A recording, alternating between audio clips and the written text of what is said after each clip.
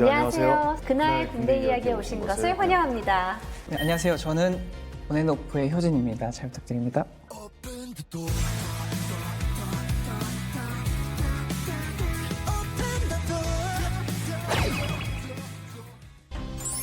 안녕하세요. 방송인 희밥입니다.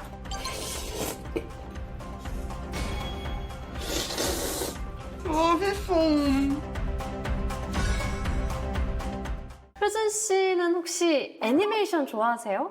제일 좋아하는 캐릭터가 뭐예요? 그 원피스라는 그 애니메이션 좋아하는데 거기서 조로라는 캐릭터를 좋아합니다. 도라에몽? 도라에몽 좋아해요. 근데 이게 그날 군대 이야기랑 무슨 상관이 있나요? 오늘 이야기할 주제가 어떤 애니메이션 캐릭터와 연관이 있습니다. 어떤 캐릭터일지 제가 이렇게 검은 천에 가려놨는데 열어보시겠어요? 짜잔. 이 캐릭터 어디서 많이 본 것 같은데? 그쵸? 근데 이름은 잘 모르겠어요. 네, 이 캐릭터는 바로 베티 봅인데요. 1930년대에 등장한 이 캐릭터는 깜찍하면서도 당찬 이미지로 지금까지도 전 세계에서 사랑받고 있습니다. 그럼 오늘 베티봅이 주인공이에요? 그건 아니지만 베티북과 이름이 같은 바로 베티고지 전투에 관한 이야기입니다. 근데 베티고지의 베티는 무슨 뜻인가요? 베티고지는 6.25 전쟁 당시 미군이 붙인 고지명인데요. 미군은 관습적으로 전투 지형이나 작전에 이름을 붙일 때 식별이 용이하고 전달력이 높은 명칭을 선호했습니다. 거친 전장과 상반된 고지명이나 작전명은 장병들에게 심리적인 친숙함도 줬다고 하는데요. 그러나 베티고지의 실체는 달랐습니다. 베티고지는 낮에는 아군, 밤에는 적군이 차지해 원한의 고지라고 불릴 정도로 사상자가 많았던 곳이었습니다. 근데 이런 고지에서 34대 800이라는 압도적인 열세를 딛고 승리한 이들이 있습니다. 34대 800이요? 73년 전 기적과도 같은 승리를 거둔 베티고지의 영웅들을 만나러 그날로 돌아가 보겠습니다.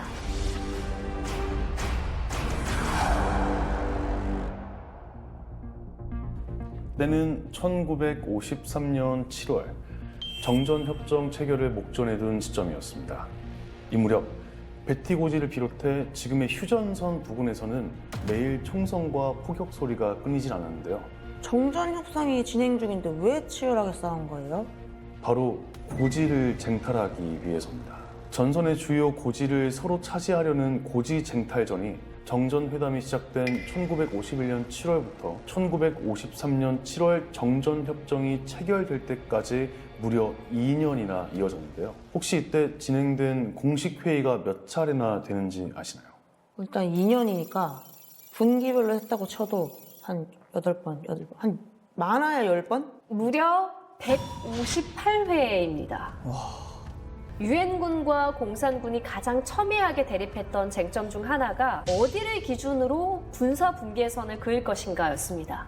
유엔군 측은 실제 전투가 이루어지는 접촉선을 군사 분계선으로 해야 한다라고 주장했고, 공산군 측은 직선으로 횡단하는 38도선으로 긋자 이렇게 밀어붙였는데요. 결국 1951년 11월 현재 접촉선을 기준으로 군사 분계선을 정하기로 잠정 합의합니다. 그 말은 곧 지금 차지한 땅이 서로의 군사분계선이 된다는 말이잖아요. 이거 완전 죽기 살기로 싸워서 땅을 차지해야 된다는 뜻이네요. 맞습니다. 그래서 이때부터 전선을 조금이라도 올려서 한 치의 땅이라도 더 확보하려는 전투가 치열해졌는데요. 특히 고지는 주변 수 킬로미터 내를 내려다보면서 적군과 아군 모두를 감지할 수 있는 핵심 지형으로 고지를 차지해야 전선을 유리하게 끌고 갈 수 있어서 어떻게든 사수해야 했습니다. 고지를 장악하면 그 일대가 전부 소나기 안에 들어온다라는 거죠? 네. 그래서 하나의 고지라도 더 뺏기 위해서 모두가 목숨을 걸고 싸웠는데요. 6.25 전쟁 중에 수많은 전사자가 이 고지전에서 나왔다고 합니다. 정전을 논의하는 그 시간에 전선의 고지에서는 그만큼 군인들이 희생했다는 거네요. 근데 베티고지도 아주 중요한 곳이었나 봐요. 네. 베티고지는 경기도 연천군에 위치한 서부전선의 고지인데요. 여기 지형도를 보면서 설명을 해드리겠습니다. 여기 보시는 이 흐르는 강이 임진강이고요. 여기 강 건너 북쪽의 야트막한 능선이 바로 베티고지입니다. 왼쪽부터 서봉, 중앙봉, 동봉 이렇게 세 개의 봉우리로 표고차가 150에서 200m에 불과했습니다. 고지라고 해서 엄청 높을 줄 알았는데 그거는 또 아니네요. 보시는 것처럼 임진강이 허리띠처럼 구르며 흘러서 이 일대를 감지하기에 더없이 유리한 위치입니다. 그래서 후방에 있던 국군의 주력 1사단의 전초 기지이기도 했습니다. 네, 근데 만약에 베티고지를 점령하지 못한 채 정전이 되면 어떻게 되나요? 그렇게 되면 손실이 엄청 커지게 됩니다. 왜냐하면 군사분계선에서 남과 북 각 2km씩 비무장지대가 설정되는데요. 그렇게 되면 국군은 임진강의 폭에 추가로 2km에 달하는 지역까지 더 남하하게 되기 때문입니다. 그만큼 우리 영토가 줄어드는 거네요. 무조건 지켜야 되는 곳이네요. 네, 근데 문제는 지형이었습니다. 이 봉우리 사이의 거리가 좁아서 대규모 병력을 투입하면 그만큼 사상자를 많이 낼 수밖에 없었거든요. 그래서 고지는 소수의 병력이 지키고 후방에서 포병의 지원을 받는 전략으로 전투를 치러야만 했습니다. 고지를 사수하는 입장에서는 정말 어려운 곳이네요. 지키기도 어렵지만 그렇다고 물러날 수도 없는 곳이 베티고지였는데요. 정전 협정 체결을 14일 남겨둔 1953년 7월 13일 7.13 공세라 불리는 중공군의 마지막 총공세가 시작됐습니다. 그 당시에 베티고지는 누가 지키고 있었나요? 베티고지 사수를 위해 국군 1사단 11년대 2대대는 13일부터 사흘 동안 3개의 소대를 투입했는데요. 대규모 병력을 앞세운 중공군의 공격에 하룻밤만 지나면 반수 이상의 사상자가 발생했고 가장 왼쪽 서봉은 빼앗기고 말았습니다. 다른 봉우리에도 금방 쳐들어올 것 같은데 어떡해요? 전세가 급격히 기울고 있던 그때 베티고지를 사수할 네 번째 소대가 결정됩니다. 바로 김만술 소위가 이끄는 제6중대 2소대였는데요. 김만술 소위는 베티고지 전투가 있기 며칠 전에 현지 임관한 소대장이었습니다. 신참이 맞기엔 너무 중요한 곳이 아닌가요? 아닙니다. 김만술 소위는 실전 경험이 많은 베테랑 군인이었습니다. 아니, 임관한 지 얼마 안 된 소위가 어떻게 베테랑 군이라는 거죠? 사실 김만술 소위는 원래 특무상사, 그러니까 현재 계급으로 따지면 원사였는데요. 낙동강 방어 전투와 평양 탈환 전투 같은 큰 전투에서 맹활약을 하며 최전선을 지킨 군인으로 그 지휘 능력을 인정받아 소위로 특진한 케이스입니다. 근데 전투는 혼자 싸우는 게 아니잖아요. 일단 병영에서 밀리면 방법이 없을 텐데. 그렇죠. 전쟁에서 병력은 운동선수의 기초 체력처럼 전투력을 결정짓는 핵심 요소인데요. 하지만 김만술 소위가 베티고지로 이끌고 올라갈 소대원들은 불과 33명. 그에 맞선 중공군 병력은 약 800명이었습니다. 아니 우리가 우스갯소리로 17대 1로 싸웠다고 하잖아요. 근데 이건 대충 계산해봐도 몇 배야. 20배가 넘는 건데 너무 차이가 큰 거 아닌가요? 하지만 전투의 승패는 결코 병력만으로 결정되지 않는다는 것을 가장 잘 보여준 전투가 베티고지 전투입니다.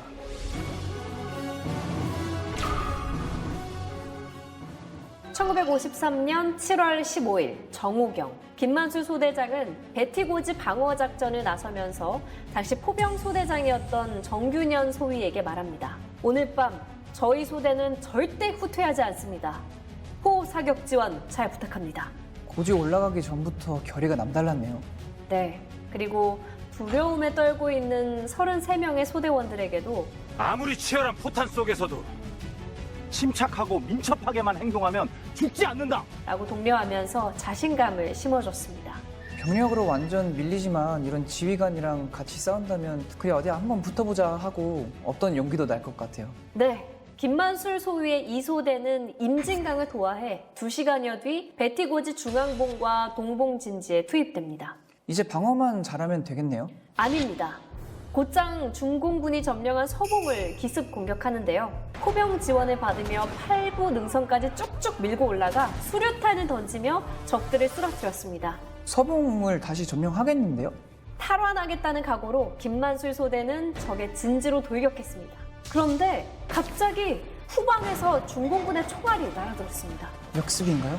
네, 중공군이 계속해서 병력을 보충해 김만술 소대를 포위한 것입니다. 사방에서 반격을 해오자 김만술 소위의 머릿속에 남은 건 단 하나, 바로 죽음을 불사한 육탄전이었습니다. 김만술 소위가 가장 먼저 한 손에 수류탄을 뽑아 중공군을 향해 뛰어들었고 그 모습을 본 소대원들도 죽음을 불사하고 총검으로 맞붙어 싸웠습니다. 사방에서 적이 몰려온다고 생각하니까 저는 너무 무서운데 어디서 그런 용기가 났을까요? 진짜 대단합니다. 김만술 소대는 끝까지 포기하지 않았습니다. 그리고 가까스로 포위망을 뚫고 중앙봉으로 복귀했습니다. 김만술 소대는 곧장 적의 야간 기습에 대비해 진지를 보강하고 통신망을 점검하며 방어 준비를 갖췄는데요. 아니나 다를까 저녁이 되자 중앙봉 고지 아래서 인기척이 들려왔습니다.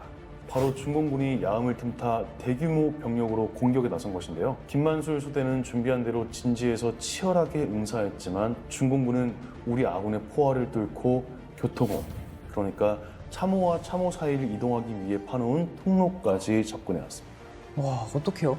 무슨 수를 내야 될 것 같은데? 맞습니다. 김만술 소위는 선두에서 총검으로 교통호에 뛰어드는 중공군을 맞섰지만 중공군은 수적 우위를 앞세워 진지 코앞까지 접근해 왔습니다. 이대로 고지를 뺏기고 말 것인가? 절체절명의 순간 김만술 소위는 중대 결심을 합니다. 그건 바로 진내 사격 요청. 진내 사격? 그게 뭐죠? 한마디로 내 머리 위로 포탄을 쏴라입니다. 예? 그럼 같이 죽자는 뜻 아닌가요?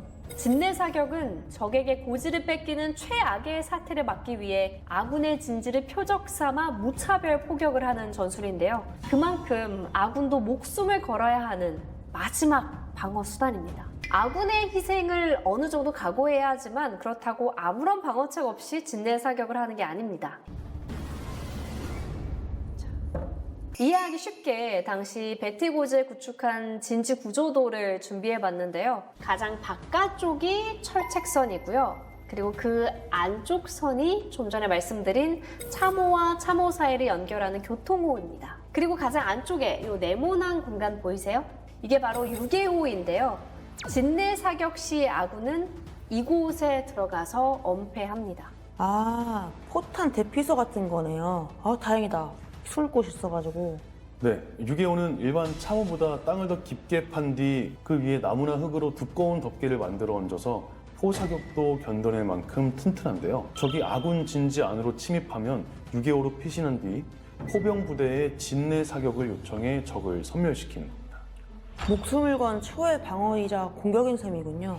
김만술 소위 역시 끝장을 보자는 심정으로 진내 사격을 요청했는데요. 곧이어 지축을 뒤흔드는 포탄 소리가 고지 전체를 울리고 중공군의 비명 소리가 여기저기서 들려왔습니다. 이제 적군이 도망가는 건 시간 문제겠네요. 아닙니다. 사상자가 속출하는 와중에도 중공군의 저항이 거셌는데요. 엄청난 포화 속에도 6.25 입구까지 접근해 수류탄을 투척했습니다. 어떡해요? 아군의 피해가 엄청났을 것 같은데요. 네, 참호 안에 수류탄이 터지면서 아군의 사상자가 늘어났는데요. 이대로 있을 수는 없다고 판단한 김만술 소위는 참호 밖으로 뛰어나갔습니다. 포탄이 쏟아지고 있는데 밖에를? 네, 이대로 있다가는 앉아서 전멸할 수도 있겠다 판단한 거죠. 그래서 김만술 소위는 뛰쳐나가 눈앞에 있는 적들을 총검으로 무찌르고 뒤에서 올라오는 적들을 향해서 수류탄을 던졌습니다. 죽음을 각오하지 않고선 할 수 없는 일이네요. 네, 소대장의 행동에 소대원들도 즉각 뛰쳐나와 중공군과 치열한 혈전을 벌였고 결국 중공군을 격퇴시킵니다. 아, 용장 밑에 약졸 없다더니 역시 그 소대장의 그 소대원들이네요. 네, 소대원들의 활약도 대단했는데요. 통신병 이강로 하사는 중공군의 수류탄 공격으로 유무선이 모두 두절되자 적탄을 뚫고 중대 본부로 가서 통신망을 다시 복구시키기도 했습니다. 통신망이 두절되면 진내 사격 요청을 못 하잖아요. 큰 역할을 하셨네요. 네, 근데 한 번의 진내 사격으로 중공군이 물러났을까요? 그럼 또 왔어요? 그야말로 파도처럼 계속해서 공격해왔는데요. 7월 15일 저녁부터 16일 오전까지 아군은 진내 사격만 무려 4차례나 요청할 만큼 격전을 펼쳤습니다. 근데 그것도 고작 34명으로 싸운 거잖아요. 맞습니다. 무려 18시간 동안 34명의 김만술 소대는 약 800여 명의 중공군을 상대로 수류탄, 소총 사격, 백병전, 모든 방법을 총동원해 방어했고 그 결과 베티고지를 끝까지 사수했습니다. 와, 34대 800의 승리. 이건 전쟁사의 길이 남을 만하네요. 네, 임전무퇴의 정신으로 승리한 베티고지 전투에서 김만술 소대는 중공군 300여 명을 사살하는 전과를 거둡니다. 그럼 아군의 피해는요? 뺏고 빼앗는 혈투 속에 마지막까지 싸울 수 있었던 소대원은 불과 12명 뿐이었습니다. 그러나 베티고지 전투는 한 개 소대로 중공군 2개 대대를 막아낸 기적과도 같은 승리인데요. 이 전투의 공로로 김만술 소위는 대한민국 무공훈장 중 가장 높은 등급인 금성 태극 무공훈장을 받습니다. 그리고 미군에서 명예훈장에 이어 2번째로 높은 무공훈장인 수훈 십자장도 받는데요. 6.25 전쟁 때 이 훈장을 받은 국군은 오직 5명 뿐이었습니다. 와, 5명 중에 한 분이라니. 김만술 소위가 얼마나 용맹하게 잘 싸웠는지 알 수 있네요. 네, 오늘은 73년 전 7월 그 어느 곳보다 치열한 혈전이 펼쳐졌던 베티고지 전투를 이야기해봤는데요. 이야기를 듣고 어떤 생각이 드셨어요? 34명 대 800명, 이 엄청난 병력 차이가 사실 이야기를 다 듣고 나서도 좀 믿기지가 않습니다. 그래서 진짜 승리의 요인이 뭘까 내내 궁금했는데 저 알았어요. 바로 어떤 상황에서도 이길 수 있다는 필승의 신념이더라고요.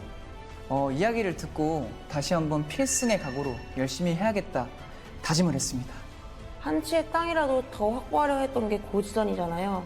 당시 전투를 치른 그 고지 하나하나엔 얼마나 많은 피와 땀이 맺혀 있을까. 다시 한번 목숨 걸고 나라를 지키신 참전 용사분들께 감사한다는 말씀을 드리고 싶습니다.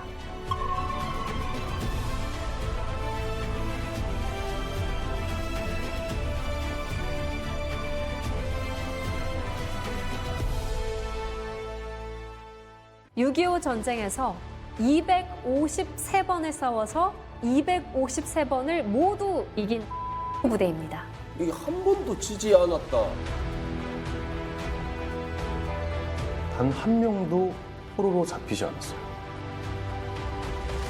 전우의 시신을 적에게 두는 것은 우리에게 수치다. 단 한 구의 시신도 남겨두지 않았어요.